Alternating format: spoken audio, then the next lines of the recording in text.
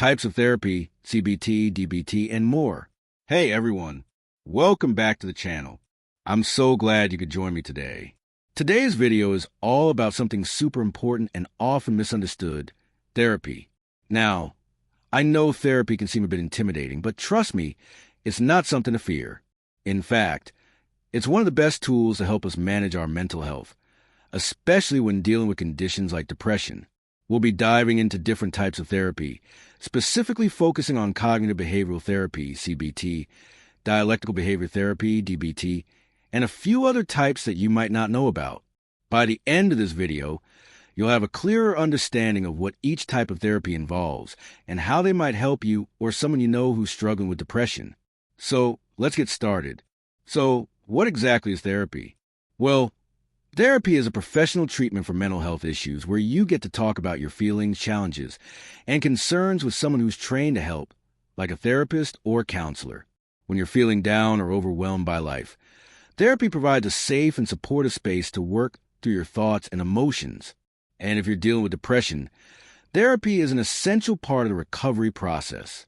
But here's the thing, not all therapy is the same. There are actually different types, and each one approaches a healing process in a unique way. Some therapies focus on changing your thought patterns, while others help you understand and manage your emotions more effectively.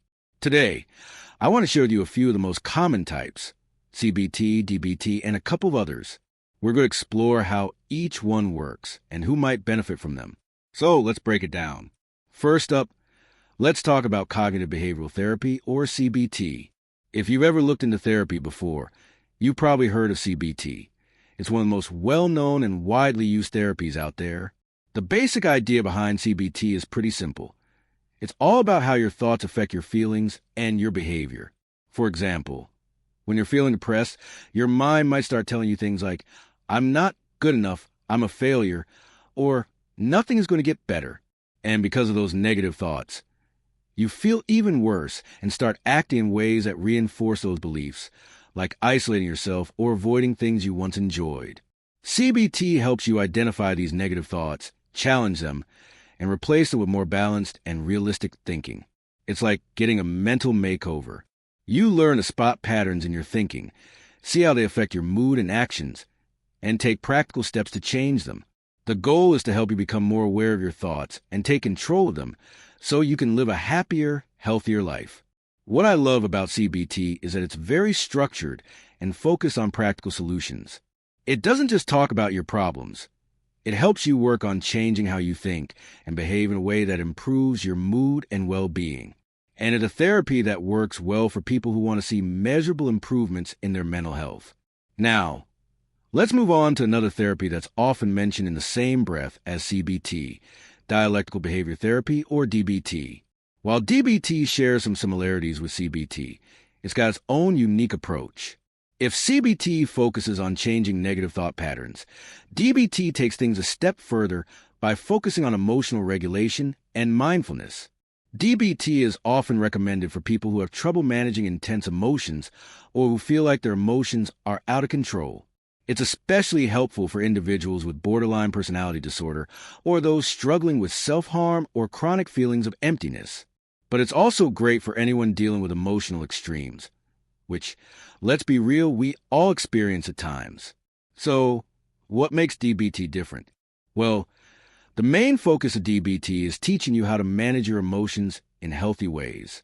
This includes learning mindfulness, basically, how to stay present in the moment without getting overwhelmed by your thoughts or emotions. It's about accepting your feelings instead of trying to suppress or ignore them. DBT also includes strategies for improving interpersonal relationships, which is super important because relationships can have a huge impact on our mental health. Another key aspect of DBT is its emphasis on validation. Rather than telling you to change your emotions right away, DBT acknowledges that your feelings are valid and it helps you find ways to manage them without letting them take over. It's like learning to ride the waves of your emotions instead of getting knocked down by them.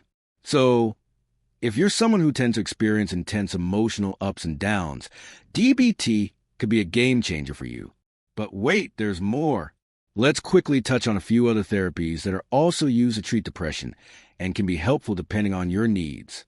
Every person is different, so it's important to find the right approach for you. Interpersonal therapy, IPT, focuses on your relationships and how they impact your mood. If you're struggling with social issues, or maybe you've experienced a major life change like the loss of a loved one, IPT can help you work through those feelings and improve your communication with others. Then there's psychodynamic therapy, which looks at the deeper, unconscious aspects of your mind.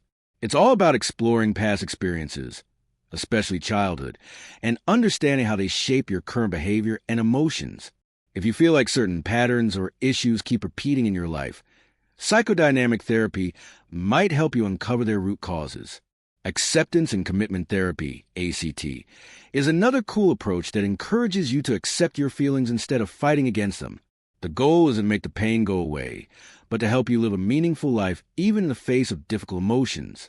ACT focuses on living in alignment with your values, even when you're experiencing tough times.